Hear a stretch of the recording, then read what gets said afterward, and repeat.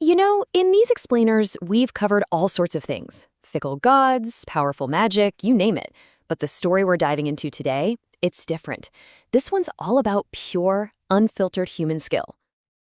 I mean, really think about that for a second, because way, way back, long before myths were jam-packed with divine intervention, there were stories about heroes who got the job done all on their own. And today, we're going to meet one of the very first, a guy named Gurparanzah. Okay, so Chapter 1, Akkad and the Golden Bow. Let's set the scene. Our story doesn't just happen in any old town. It takes place in Akkad, a city so legendary that later civilizations like the Hittites and the Hurrians looked back on it as a literal golden age. This is where the world's greatest heroes are about to throw down. So yeah, we're in Akkad, and the man in charge is King Angulu. Now the king has a beautiful daughter, Princess Tatizuli, and he's decided it's time for her to get married. But he's not about to let her marry just anybody. Oh no, he wants the greatest warrior in the entire land.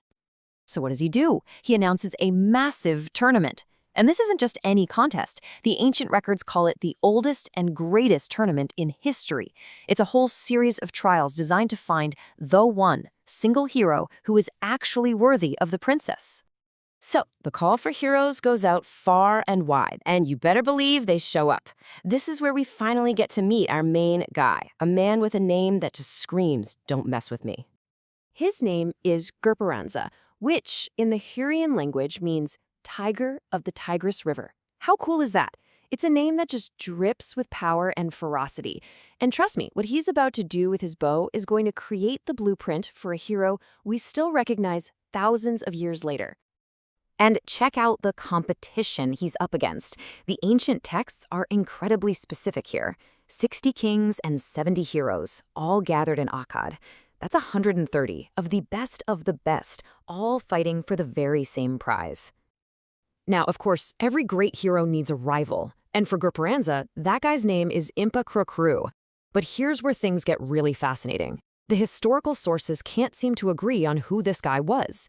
In one version, he's the arrogant, powerful competitor Gurparanzah has to beat. But in another telling, he's his proud father-in-law. It's a perfect example of how these legends were alive, changing with every storyteller. So, with all the competitors lined up, it was finally time for the trials to begin. Let's get into the first couple of challenges. Now, the first two tests weren't actually about fighting. They were meant to measure a hero's ability in other crucial areas. First up, there was a great hunt, and that was followed by a great feast. So, in the Great Hunt, all the heroes ride out into the wilderness, and while the other 129 guys are doing their best, Gurparanzah is just on a completely different level. The tablets say his arrow never missed its target. He brings back hundreds of animals, all by himself, just leaving everyone else in his dust. After the hunt, it's time for the feast. And you really have to understand, back then, a feast wasn't just dinner. It was basically another competitive event. It was a way to prove your strength, your sheer life force. And it turns out, Gurparanzah's appetite is just as mighty as his aim. He matches every rival, bite for bite. But hey, the hunt and the feast, that was just the warm-up. The final trial was the one that would decide everything. This is where the legend is really forged. King Angulu brings out the final test, the Elton Yai, which means the golden bow. Now, this is not just some fancy weapon. It's a gold-plated composite bow, specifically engineered to be so incredibly stiff that a normal person couldn't even begin to bend it. The tension must have been just immense. One by one, all 60 kings and 70 heroes step forward. They strain, they pull with all their might, but the bow doesn't give an inch. Even the great rival Impakru tries and fails.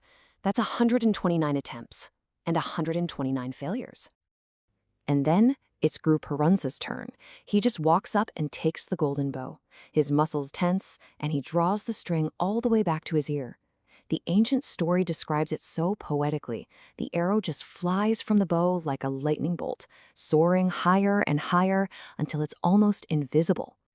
So the big question is, what did he hit? Well, this is where the legend gives us two incredible endings.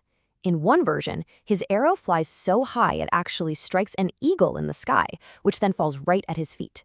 But there's another, even more amazing version that says the shot was so powerful it flew across an entire river and slammed into a city on the other side. Either way, the point is clear. This was a shot that no normal human could make. So, no matter which ending you prefer, the result is the same. The crowd is absolutely stunned. They just witnessed a feat that should be impossible. Gurparanzah didn't just win the tournament, he won the hand of Princess Hattusa and the undying respect of the Akkadian people. So he gets the prize, he marries the princess, and that's that, right? Well, not exactly. The real importance of this story, the reason it's lasted for so long, is what it represents.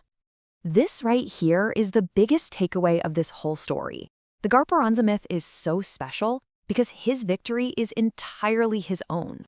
There are no gods helping him, there's no magic arrow. It is a pure, straight-up celebration of human potential, achieved with nothing but skill, strength, and courage. Remember that blueprint I mentioned? Well, here you can see it laid out. Gurparanzah is standing at the very beginning of a long line of heroic archers. We're talking centuries before Odysseus used his great bow to take back his kingdom, and thousands of years before Robin Hood was even a whisper. It all starts with Gurparanzah. One scholar put it so perfectly. They wrote that the story tells us the ancestor of Robin Hood and Odysseus was born on the banks of the ancient rivers of Anatolia. I mean, come on, that's just awesome. The whole tradition starts right here. And that brings us to one last thing for you to think about. If the stories a culture tells are a reflection of what that culture truly values, what does it say about the ancient Hurrians and Hittites? What does it say that their greatest hero was a man who needed absolutely no help from the heavens to achieve the impossible?